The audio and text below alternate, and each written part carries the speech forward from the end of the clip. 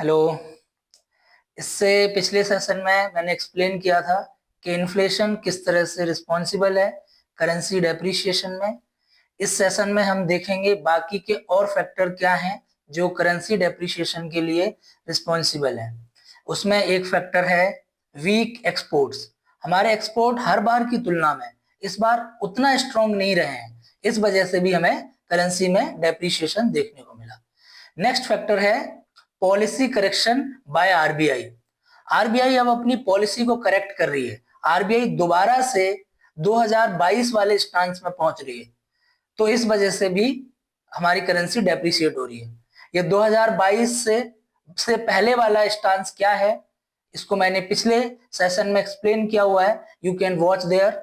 Next चीज है कि डेप्रिशिएशन किसी भी इकोनॉमी को कैसे इंपैक्ट करता है, we will see that.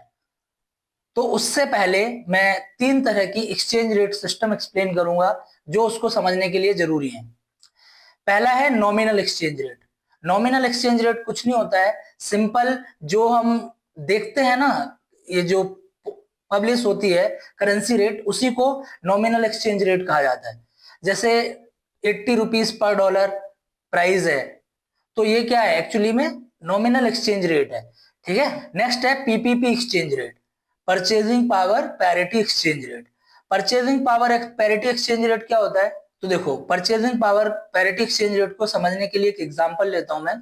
Suppose करो कि एक बर्गर है जो इंडिया में भी मिलता है और सेम क्वालिटी का ही बर्गर यूएस में मिलता है। इंडिया में उस बर्गर की प्राइस 30 रुपए है और उसी बर्गर की प्राइस यूएस में $1 है। तो इसका मतलब क्या हुआ, इसका मतलब हुआ कि $1 में जितना सामान खरीद सकते हैं उतना ही सामान हम 30 रुपीज में खरीद सकते हैं। तो टेक्निकली $1 इक्वल 30 रुपीज है। ठीक है। तो रेट क्या हो गई, 30 rupees per dollar. This kind of rate is called PPP exchange rate. Next is real exchange rate. What is real exchange rate? It is nothing, divide nominal exchange rate by PPP exchange rate, you can find it real exchange rate. ठीक है। Example के लिए, अगर PPP exchange rate 30 है और nominal exchange rate 60 rupees per dollar है, तो अगर हम दोनों को डिवाइड करते हैं तो रियल एक्सचेंज रेट कितनी आती है, 2 आती है। ठीक है। तो अब हम समझेंगे डेप्रिसिएशन के इंपैक्ट क्या है। तो सबसे पहले हम नेगेटिव इंपैक्ट की बात करेंगे, उसके बाद हम पॉजिटिव इंपैक्ट की बात करेंगे। तो नेगेटिव इंपैक्ट में पहला इंपैक्ट होता है कि इंपोर्ट हमारे कॉस्टली हो जाते हैं, मतलब जो भी इंपोर्ट हम करते हैं अब वो महंगे हो जाते हैं। ठीक है। कैसे, एग्जाम्पल के थ्रू समझिए। इंडिया मान लो क्रूड ऑयल इंपोर्ट करती है और क्रूड ऑयल की इंटरनेशनल मार्केट में प्राइस है $100 पर बैरल और एक्सचेंज रेट है 85 रुपीज पर डॉलर। तो how India will buy that crude oil? India को सबसे पहले $100 बाय करने होंगे। कैसे? 8500 रुपीज देकर। जब 8500 रुपीज देगी तो 85 रुपए पर डॉलर के हिसाब से $100 बाय करेगी और फिर उन $100 से 1 बैरल क्रूड ऑयल इंपोर्ट करेगी। सपोज करो अब करेंसी डेप्रिशिएट कर गई, अब डॉलर की प्राइस 90 रुपीज पर डॉलर है। अब उन्हीं $100 को हमें अब बाय करने के लिए 9000 रुपए चाहिए, मतलब 500 रुपए बढ़ गए। क्रूड ऑयल की प्राइस अभी भी मार्केट में $100 पर बैरल ही है, बट अब हमको वो 9000 रुपए में पड़ रही है। पहले वही कितने में पड़ रही थी, 8500 रुपए में। तो 500 रुपए जो हमारा महंगाई हुई है वो सिर्फ और सिर्फ एक्सचेंज रेट की वजह से हुई है, मींस डेप्रिशिएट हुई है करेंसी सिर्फ उसकी वजह से हुई है। तो समझ में आया?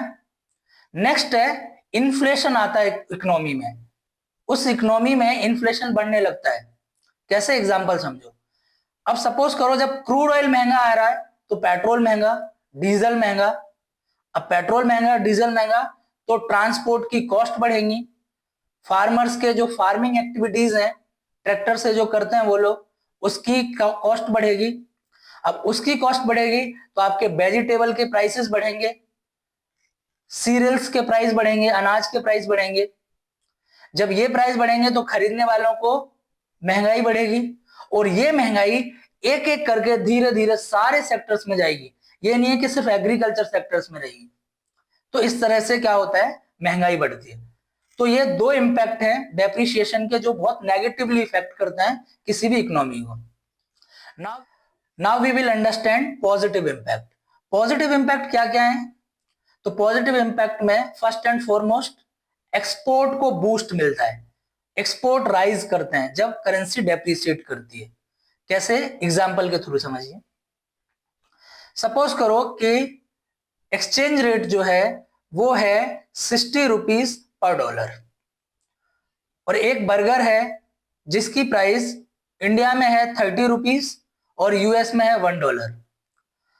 अब यूएस में कोई आदमी अगर उस बर्गर को खरीदता है तो वो बर्गर उसको कितने में मिलता है? $1 में।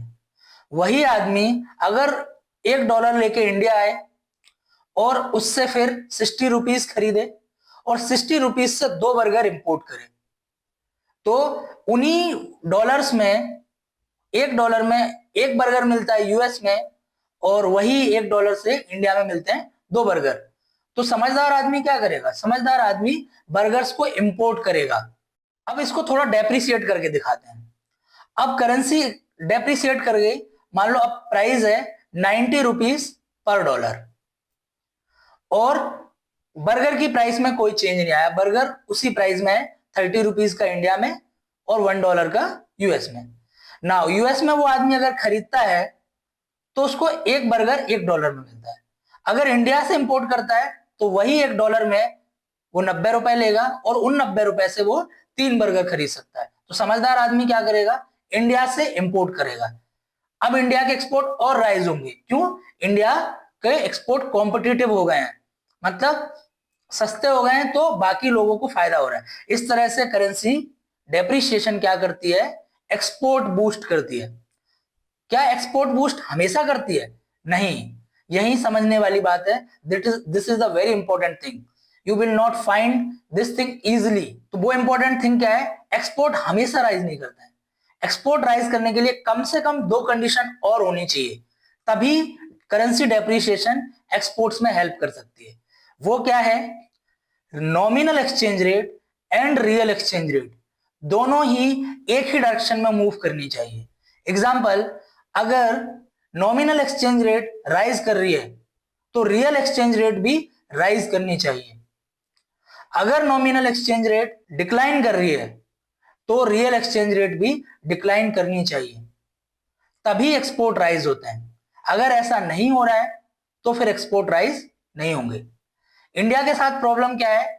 हम पिछले कुछ सालों में देख रहे हैं कि इंडिया में नॉमिनल एक्सचेंज रेट और रियल एक्सचेंज रेट में डाइवर्जन देखने को मिल रहा है। मींस एक इधर जा रहा है तो दूसरी उधर जा रही है, इसलिए इंडिया को डेप्रिसिएशन का भी कोई फायदा नहीं मिल रहा है। This is very bad thing for the economy. समझ रहे हो? एक्सपोर्ट राइज हो रहे होते और करेंसी डेप्रिसिएट हो रही होती तो हमें कोई इतनी चिंता करने की बात नहीं थी। Now we have to worry about it. अब हमारे एक्सपोर्ट राइज नहीं कर रहे हैं, इवन करेंसी डेप्रिसिएट कर रही है फिर भी। Reason? Nominal exchange rate and real exchange rate are diverging to each other. Next important condition है वो है कि एक्सपोर्ट और रियल एक्सचेंज रेट के बीच में डायरेक्ट रिलेशन होना चाहिए। एग्जांपल, अगर एक्सपोर्ट ऐसा नहीं है, कोई और फैक्टर्स पे डिपेंड करते हैं।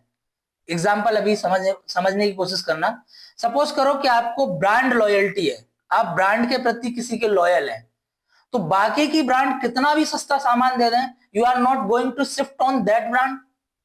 सपोज करो कि आप रीबॉक या फिर नाइकी को, तो आपको कोई दूसरी ब्रांड कितना भी सस्ता जूता दे दे, you are not going to shift that, तो यहाँ पे कोई फायदा नहीं है फिर। दूसरा एग्जांपल, अगर चाइना के प्रति हम लोग ज्यादा अच्छा भाव नहीं रखते हैं तो चाइना कितने भी सस्ते एक्सपोर्ट कर दे, we are not going to buy that, तो फेल होगी सारी डेप्रिसिएशन वाला कंसेप्ट।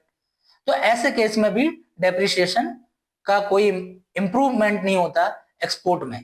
ठीक है, तो now this is the complete overview of why rupees is falling. I think you have understand. ठीक है, बाय बाय, टेक केयर।